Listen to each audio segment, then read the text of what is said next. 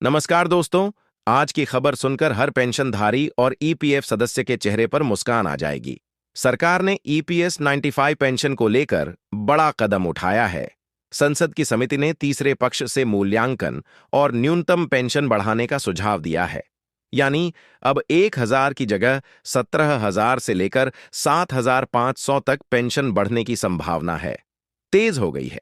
साथ ही ईपीएफओ ने किए हैं 5 बड़े बदलाव जो सीधे आपके फायदे में है। तो वीडियो को आखिर तक जरूर देखिए, क्योंकि हर सेकंड में छुपी है आपके लिए सुनहरी जानकारी। आज का ताजा बयान, केंद्र सरकार की आज की ताजी कार्यवाही और आज का ही अपडेट रेट हम आपके साथ शेयर कर रहे हैं। तो अब मिल सकती 1,700 की न्यूनतम पेंशन। क्या है? संसद कमेटी ने दिया बड़ा सुझाव। सबसे अहम, आपको फायदा कब और कैसे मिलेगा। सिर्फ इतना ही नहीं, ईपीएफ खाता धक्कों के लिए अब आई है। 5 बड़ी खुशखबरी पीएफ में हुए हैं। नए बदलाव अब सीधे आपके फायदे मिल सकते हैं। नई सुविधा, नए नियम और आपके भविष्य को सुरक्षित करने वाले बड़े कदम उठाए गए हैं। आज तो अगर आप भी ईपीएफओ के सदस्य हैं, प्राइवेट कर्मचारी हैं और फिर पेंशन भोगी हैं, तो ये वीडियो आपके लिए सुनहरा अपडेट लेकर आया है। अब आपको क्या करना है कि वीडियो को शुरू से लेकर अंत तक पूरा देखना है, क्योंकि हर सेकंड में छुपी है आपके लिए बड़ी जानकारी। अगर आप चैनल पर नए हैं तो चैनल को सब्सक्राइब और वीडियो को लाइक करना जरूरी है।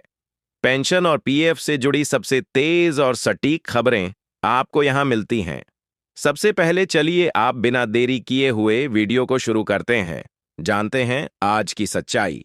1,700 सीसों पेंशन वाली बड़ी खुशखबरी। संसद की एक अस्थायी समिति ने श्रम मंत्रालय से कहा है कि वह ईपीएस का तीसरा पक्ष मूल्यांकन जो निश्चित है, वह समय सीमा के भीतर पूरा करे।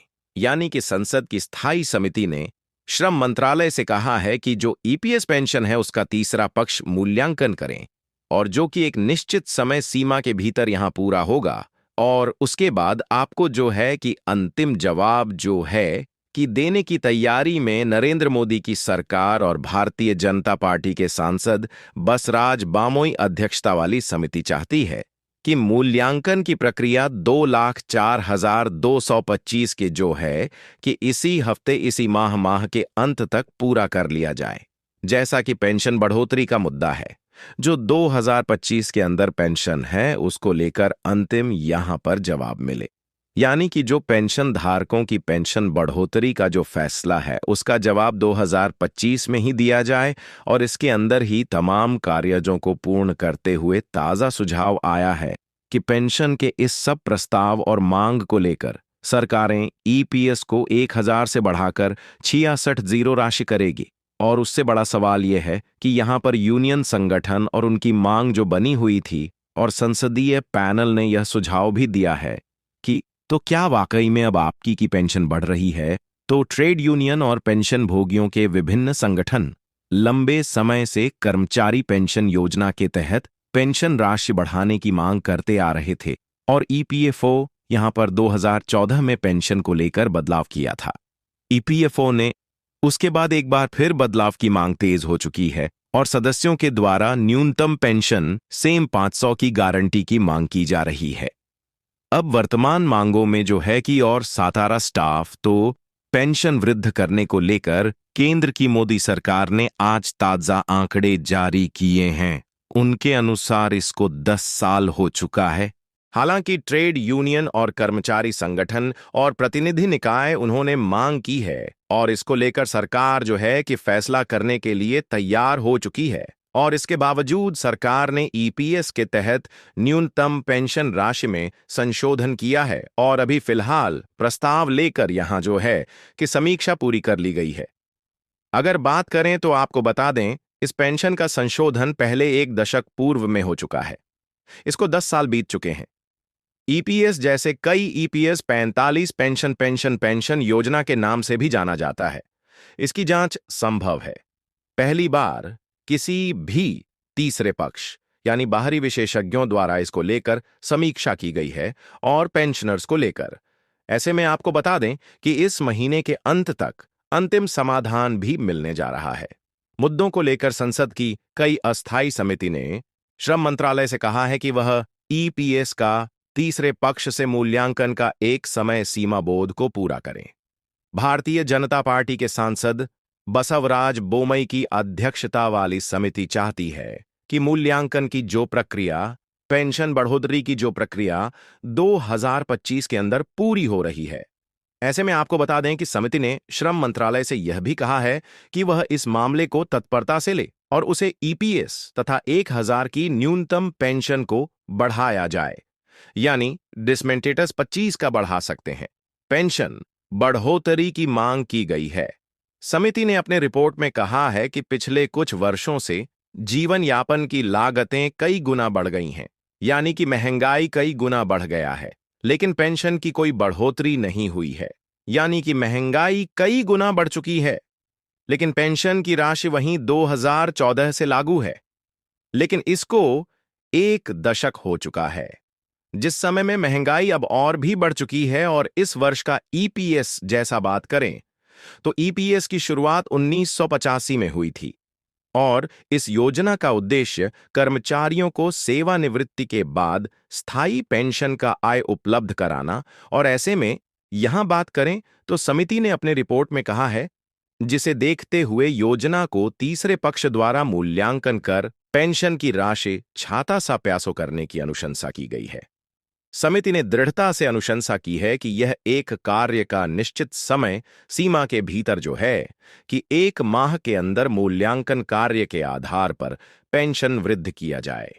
यहां पर समिति ने श्रम मंत्रालय को बताया है कि पहले तृतीय पक्ष की समीक्षा की प्रक्रिया प्रस्ताव के लिए अनुरोध है और इसके माध्यम से अगर बात करें तो इसकी शुरुआत हो चुकी है और इसका काम जो है कि अंतिम चरण में है। समिति यह चाहती है कि इसका काम 2025 के जून माह के अंत तक पूरा कर लिया जाए और सभी को ईपीएस 95 का लाभ समिति के अनुशंसा के अनुसार मिले। इससे पहले ऐसी कोई समीक्षा नहीं की गई थी। और अब बात करते हैं रिपोर्ट में आगे क्या कहा है। 2014 की तुलना में 2025 में यहां पर बता दें कि यह कहा गया है कि महंगाई बढ़ चुकी है और जो है कि महंगाई इतनी अत्यधिक बढ़ चुकी है कि पेंशन भोगियों का जीवन यापन संभव नहीं है। श्रम मंत्रालय ने पैनल को क्या बताया था? पेंशन के प्रस्ताव को लेकर श्रम मंत्री और उनकी समिति से बातचीत हुई, जिसमें श्रम मंत्रालय ने समिति को बताया कि ईपीएस की न्यूनतम राशि 17 का प्रस्ताव 25 में आया है, जिसे वित्त मंत्रालय भेजा गया था और वित्त मंत्रालय को मंजूरी देने के लिए कहा गया है, जो कि बजट में चर्चा के दौरान भी पूरा जो है कि चर्चा का हिस्सा था और इसको लेकर समाधान नहीं हुआ था। लेकिन पेंशन भोगियों के प्रस्ताव का समीक्षा चल रहा है, जो कि 2025 के जून माह के अंत तक समीक्षा पूर्ण कर लिया है जाएगा और अलग से अनुपूरक बजट के माध्यम से राशि की व्यवस्था की जाएगी। मंत्रालय के पास जो श्रम मंत्रालय ने प्रस्ताव भेज दिया है और यहां पर बात करें तो जो है कि श्रम पेंशन धारकों के लिए वित्त मंत्रालय यहां पर जो प्रस्ताव में जैसा कि मांग पेंशन भोगी ने की थी, प्रतिनिधिमंडल ने वित्त मंत्रालय निर्मला सीतारमण से मिलकर जो है कि ईपीएस पेंशन बनाकर 1700 आरसीस 500 प्रतिमाह करने की अपनी मांग रखी थी। उसी बैठक के बाद ईपीएस पेनिसई के राष्ट्रीय आंदोलन समिति ने कहा था कि वित्त मंत्रालय ने उन्हें आश्वासन दिया है सरकार उनकी मांगों पर गंभीरतापूर्वक विचार करेगी। तो ऐसे में इसको लेकर यहां पर पेंशन भोगियों को कई बार आश्वासन भी दिया जा चुका था। एक बार फिर से जो है कि आश्वासन दिया गया था। पिछले जो है कि कई सालों से कर्मचारी यूनियन और पेंशन राशि की बढ़ाने को मांग कर रहे हैं और बढ़ोतरी की मांग जारी है। रुपए 1700 से 500 बढ़ती महंगाई की भरपाई के लिए डीए का भी लाभ साथ में जरूरी है। साथ में 1700 से 500 पेंशन के साथ डीए की भी मांग लगातार की जा रही थी, जिसको पूरा किया जा रहा है। यहां पर मेडिकल की सुविधा डीए की मांग भी बनी हुई है। उसको लेकर फिलहाल तमाम प्रस्ताव जो है कि विचार लिए गए हैं। अब बात करते हैं 7 करोड़ पीएफ खाते कीजिए, उनके लिए बड़ी खुशखबरी। ईपीएफ ने किए नियमों में 5 बड़े बदलाव, 5 नए रूल आपके लिए आ चुके हैं। ईपीएफओ ने यहां पर पहला बदलाव किया है, उसके बारे में बात करते हैं। खातेदार उनके लिए बहुत ही काम की होने वाली खबर है। 5 बड़े बदलाव जो देश भर में 7 करोड़ से ज्यादा पीएफ खाते हैं, उनके पीएफ की राशि पर सीधा असर डालेंगे। कौन कौन बड़े बदलाव काम की राशि पर बड़े बदलाव का है और आरजीपीएफ खाते हैं? बदलाव है, उनके बारे में बात करते हैं। सबसे पहले बताया है कि प्रोफाइल अपडेट करना और पहले से अब बेहद आसान, यानी कि जो पहले से और अब आसान हो चुका है। प्रोफाइल को अपडेट करना